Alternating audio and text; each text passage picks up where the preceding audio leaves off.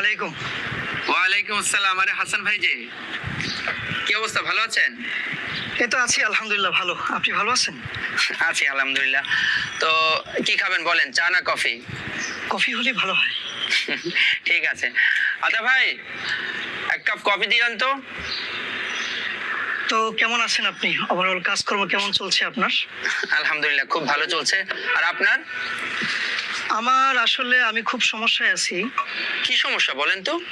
আমি যে ডিপার্টমেন্টে আছি এখানে দিনভর আমরা যারা বাইরে কাজ করি, দিন শেষে আমাদের যে মূল্যায়নটা হওয়ার কথা ছিল মূল্যায়ন তো পাই না।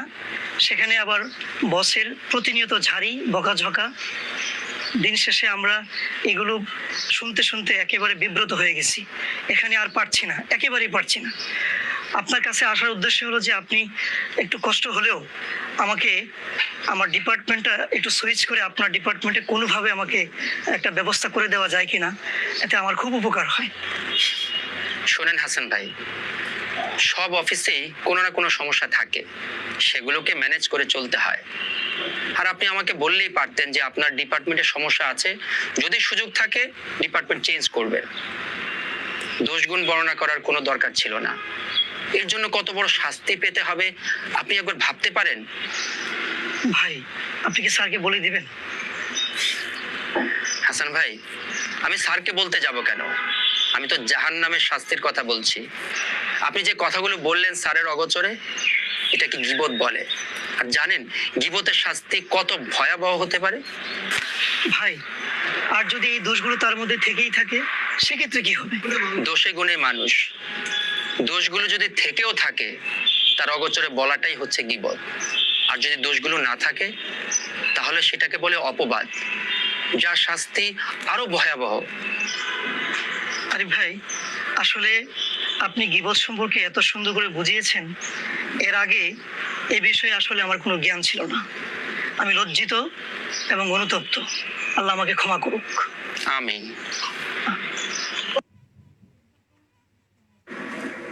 চমৎকার একটি ক্লিপ আমরা দেখলাম গীবতের ব্যাপারে। আল্লাহ তাআলা আমাদের সবাইকে হেফাজত করুন গীবত থেকে। আমরা যাচ্ছি প্রশ্নে ইনশাআল্লাহ। আপনার জন্য এবারের প্রশ্ন, কোরআনুল কারীমের কোন সূরায় গীবত হারাম হওয়ার আলোচনা এসেছে? এ সূরা যারিয়াত, বি সূরা হুজুরাত, সি সূরা মুজাদালা, ডি সূরা তাহরিম।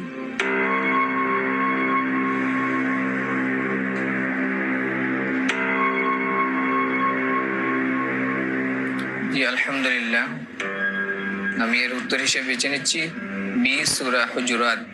বি সূরা হুজুরাত। জি, লক করে দিন ইনশাআল্লাহ। ফ্রিজ করে দেওয়া হোক বি সূরা হুজুরাত। আপনি যে উত্তরটি দিয়েছেন, আল্লাহ তাআলা গীবতকে হারাম করেছেন সূরা হুজুরাতে। আপনার উত্তরটি সঠিক হয়েছে আলহামদুলিল্লাহ। আলহামদুলিল্লাহ। আল্লাহ সুবহানাহু ওয়া তাআলা সূরাতুল হুজুরাতে বলেছেন, ইয়া আইয়ুহাল্লাযীনা আমানু ইজতানিবু কাসীরাম মিনাজ যন ইন্না বা'দাজ যন্নি ইসমুন ওয়া লা তাজাসসু ওয়া লা ইয়াগতাব বা'দুকুম বা'দা।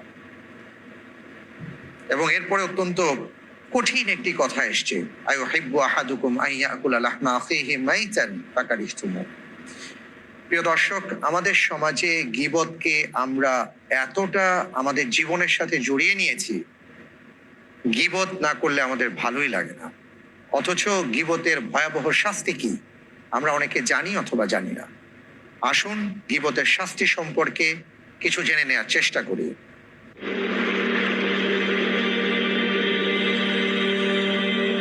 মানুষকে গীবত থেকে বেঁচে থাকার জন্য কঠিনভাবে নির্দেশ দেওয়া হয়েছে। গীবতকে মৃত ভাইয়ের গোশত খাওয়ার সাথে তুলনা করা হয়েছে।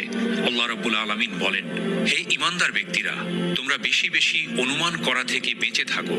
কিছু কিছু অনুমান আসলেই অপরাধ, এবং একে অপরের দোষ খোঁজার জন্য তার পেছনে গোয়েন্দাগিরি করো না। একজন আরেকজনের গীবত করো না। তোমাদের কেউ কি তার মৃত ভাইয়ের গোশত খেতে পছন্দ করবে? অবশ্যই তোমরা এটাকে অত্যন্ত ঘৃণা করো।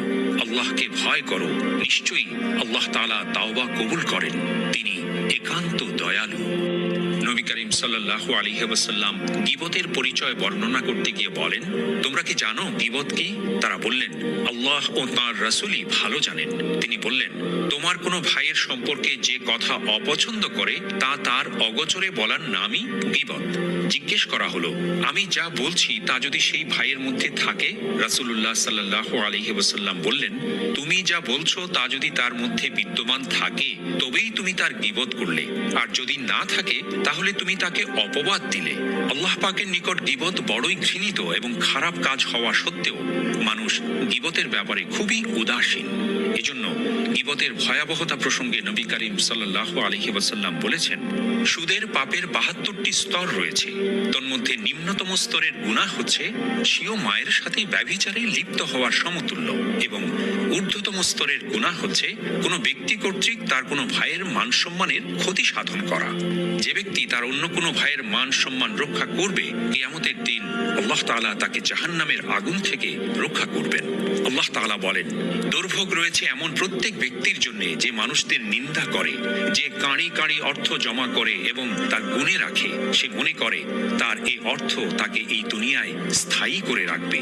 রাসূলুল্লাহ সাল্লাল্লাহু আলাইহি ওয়াসাল্লাম গীবতের ভয়াবহ শাস্তি প্রসঙ্গে বলেন, মিরাজে আমি এমন কিছু লোকের পাশ দিয়ে অতিক্রম করছিলাম যাদের নখগুলো ছিল পিতলের, আর তারা তাদের সেই নখ দিয়ে মুখমণ্ডল ও বক্ষ দেশে আঁচড় কেটে ক্ষতবিক্ষত করছিল। আমি জিজ্ঞেস করলাম, এরা কারা হে জিবরিল? তিনি বললেন, এরা তারাই যারা মানুষের গোশত খেত এবং তাদের ইজ্জত সম্মান বিনষ্ট করত। আব্দুল্লাহ ইবনে মাসউদ রাদিয়াল্লাহু আনহু বলেন, একদা আমি নবী করিম সাল্লাল্লাহু আলাইহি ওয়াসাল্লামের কাছে ছিলাম। এমত অবস্থায় একজন ব্যক্তি উঠে চলে গেল। তার প্রস্থানের পর একজন তার সমালোচনা করল। তখন রাসূলুল্লাহ সাল্লাল্লাহু আলাইহি ওয়াসাল্লাম তাকে বললেন, তোমার দাঁত খিলাল করো। লোকটি বলল, হে রাসূলুল্লাহ সাল্লাল্লাহু আলাইহি ওয়াসাল্লাম, আমি কি কারণে দাঁত খিলাল করব? আমি তো কোনো গোশত ভক্ষণ করিনি। তখন তিনি বললেন, নিশ্চয়ই তুমি তোমার ভাইয়ের গোশত ভক্ষণ করেছো, অর্থাৎ গীবত করেছো। একদিন রাসূলুল্লাহ সাল্লাল্লাহু আলাইহি ওয়াসাল্লাম দুটি কবরের পাশ দিয়ে যাচ্ছিলেন। হঠাৎ তিনি থমকে দাঁড়ালেন এবং বললেন, এই দুই কবরবাসীকে শাস্তি দেয়া হচ্ছে, তবে তাদেরকে তেমন বড় কোনো অপরাধের শাস্তি দেয়া হচ্ছে না যা পালন করা তাদের জন্য কষ্টকর ছিল। এদের একজনকে শাস্তি দেয়া হচ্ছিল চগলখড়ি ও গীবত করার কারণে, এবং অন্যজনকে শাস্তি দেয়া হচ্ছিল প্রস্রাবের ব্যাপারে অসতর্কতার কারণে। তাই আসুন প্রিয় দর্শক, আমরা গীবত ছাড়ব এবং আমাদের সামনে কেউ গীবত করলে তার প্রতিবাদ করব ইনশাআল্লাহ। আল্লাহ আমাদেরকে মারাত্মক এই সামাজিক ব্যাধি থেকে বেঁচে থাকার তৌফিক দান করুন। আমিন। আল্লাহ রাব্বুল আলামিন আমাদের সবাইকে হেফাজত করুন। আল্লাহুম্মা আমিন।